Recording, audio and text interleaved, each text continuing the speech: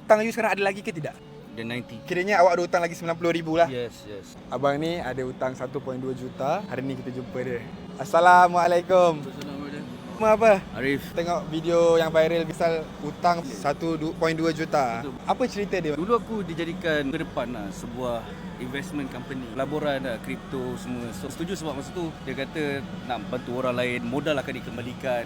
Last year crypto global crash Jatuh.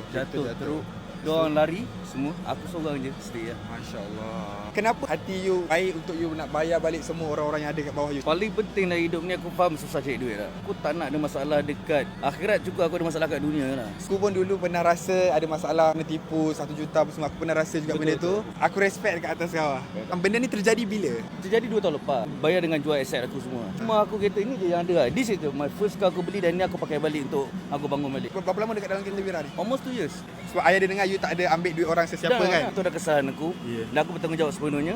Kalau korang nak tahu, saya pernah offer dekat Arif untuk bagi dia rumah kan? Betul, tapi betul. Thank you, dia thank you. tak nak. Saya rasa macam, oi, ni betul-betul saya respect lah.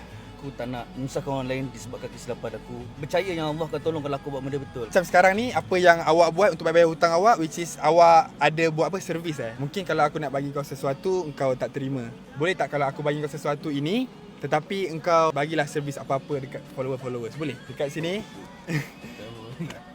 ada RM5,000. Okey. Aku nak engkau tolong ramai orang dekat sana, orang-orang yang baru nak mula berniaga dan sebagainya. Mungkin awak boleh tolong beberapa orang dalam follower saya. Tolong bagi kepada mereka yang lebih memerlukan daripada aku. Bagi aku sebab aku rasa ada lagi ramai terjejas. Bagi aku rasa apa yang aku dah ada sekarang dah lebih daripada apa yang aku nak. Dekat sini ada RM5,000. Jadi saya nak tengok, cuba komen awak tengah berniaga apa ke, berniaga untuk menjadi lebih maju dan sebagainya. InsyaAllah Aku akan share dengan semua apa yang aku ada. Aku tak ilmu tak banyak, tapi kalau ilmu yang sedikit ni kalau aku share dengan ramai orang, hidup dia orang boleh berubah dengan izin Allah, insya-Allah. Itu aku lebih happy. InsyaAllah ada manfaat dia. Macam niat aku Arif kan, bila aku tengah tak ada apa-apa pun, niat aku, ya Allah, bila aku jadi kaya, aku nak bantu lebih ramai orang. Betul. Dan Alhamdulillah sekarang ni walaupun aku ada sedikit, tetapi Tuhan masih lagi uji kita dengan kesenangan kita.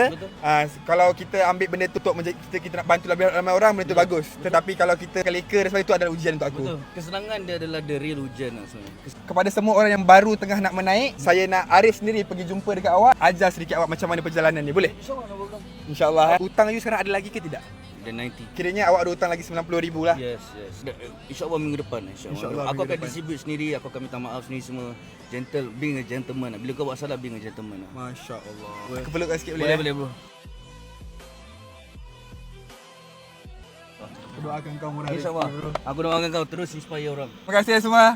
Perjalanan hidup dia korang boleh tengok sendiri. InsyaAllah semoga ada manfaat untuk semua. Yang penting rakyat bantu rakyat. Okey. Assalamualaikum. Jangan lupa follow.